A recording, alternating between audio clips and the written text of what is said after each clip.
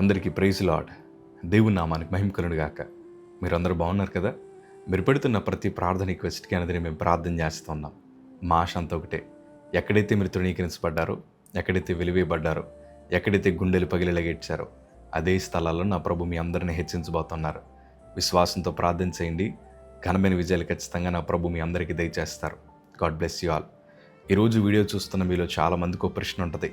ఎన్నో కోల్పోయాం కదా, ఆరోగ్యాన్ని కోల్పోయాం, మనశ్శాంతిని కోల్పోయాం, కూడబెట్టుకున్న ధనము, స్థలాలు, పొలాలు అన్నీ కోల్పోయాం. ఇవన్నీ మనకు తిరిగి వస్తాయా? మన చేతులారా మన భవిష్యత్తును పోగొట్టుకున్నామే, మరలా మనం అనుకున్న భవిష్యత్తు మన చేతిలోకి వస్తుంది అంటారా? ఎన్నో కోల్పోతూ వచ్చాం కదా.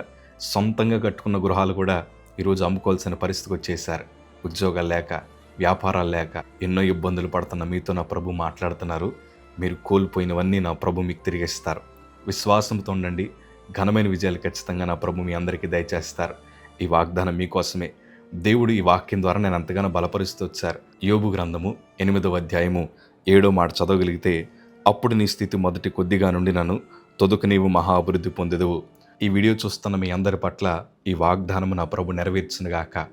మొదటి మీ స్థితి కొద్దిగా ఉండినను తొదకు మీరు మహా అభివృద్ధి చెందునుగాక. ఎంతైతే కోల్పోయారో, ఎంతైతే నష్టపోయారో ఈ 2026 సంవత్సరంలో నా ప్రభు వాటన్నిటిని మీకు అనుగ్రహించునుగాక. ప్రియ సంగమా, కోల్పోయినవి మరలా తిరిగి ఇవ్వడంలో నా ప్రభువుని మించిన వారు మరొకరు లేరు. అదే మా ధైర్యము. దేవుని వాక్యంలో చాలా అనుభవాలు ఉన్నాయి కదా. మేము 2014 నాకు బ్లడ్ క్యాన్సర్ ఉందన్న సంగతి తెలిసిన తర్వాత మా కుటుంబంలో ఎన్నో కోల్పోయాం. ఒకవైపు చూస్తే ధనం లేదు. ఒకవేళ అప్పు చేస్తే జీవితాంత కాలము అప్పు తీర్చడానికి మా బలము, మా శక్తి సరిపోదు. సంతోషము, సమాధానాన్ని కోల్పోయాం. అంతెందుకండి, గుండెలు బాదుకొని ఇచ్చాం, ప్రభా మా ప్రాణాలు తీసేసుకోయ్యా, ఇంక మేము బ్రతకలేమయ్యా అని కుటుంబంలో ఎంతో గలిబిలు వచ్చేసింది. సమాజం మధ్యన అవమానం వచ్చేసింది. ఇదిగో సేవకుల కుటుంబంలోనే క్యాన్సర్ వచ్చింది, ఇంక వారు బయటికి ఏం సువార్త చెప్తారయ్యా అని అనేక మంది వేలెత్తి చూపుతూ ఉంటే ఒకవైపు సంఘం అంతా గలిబిలైపోయింది. ఈ కోల్పోయినవన్నీ మరలా మాకు తిరిగి వస్తాయి లేదన్న భయము మా హృదయంలో పుట్టింది. నేను మా తల్లిగారిని అడిగిన మాట అంతా ఒకటే, అమ్మా అందరికిలాగే సర్వసాధారణమైన జీవితాన్ని నేను జీవించగలనా? ఎందుకంటే డాక్టర్స్ అందరూ చేతులు ఎత్తేశారు. నేను బ్రతకనని నా ముఖం మీద చెప్పారు. ఇదే చేతులతో నేను చనిపోతే ఎవరికి సంబంధం లేదని హాస్పిటల్లో నేను సంతకం పెట్టాను. ఇంకా నా జీవితం ముగించబడింది అనుకున్నాను. కానీ గొప్ప విషయం ఏంటంటే, కోల్పోయిందంతా రెండంతలుగా నా ప్రభు మాకు తిరిగి ఇచ్చారు. ఈరోజు సంతోషాన్ని, సమాధానాన్ని ఇచ్చారు. ఈరోజు ఆరోగ్యాన్ని దేవుడు ఇచ్చారు. ఈరోజు పరిచర్య చేయడానికి దేవుడు కృప చూపించారు.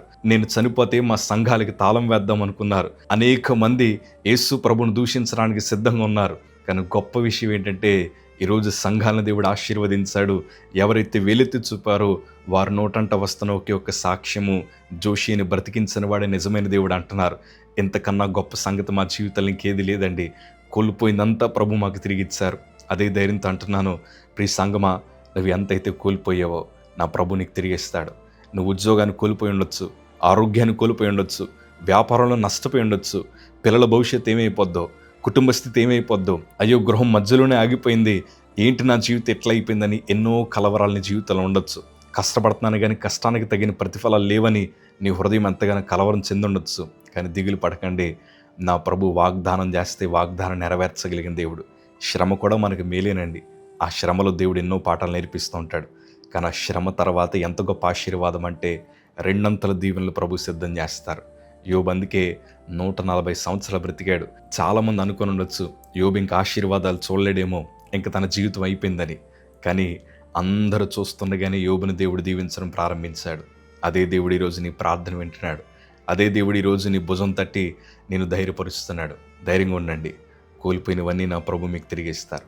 ప్రియ సంగమా, మీరందరూ దీవించబడాలని, ఈ 2026 సంవత్సరంలో గొప్ప ఆశీర్వాదాలు మీరు పొందుకోవాలని ఇక్కడ కమెంట్ బాక్స్లో ఎన్నో సాక్ష్యాలు మేము వినాలని కోరుకుంటూ ఉన్నాం.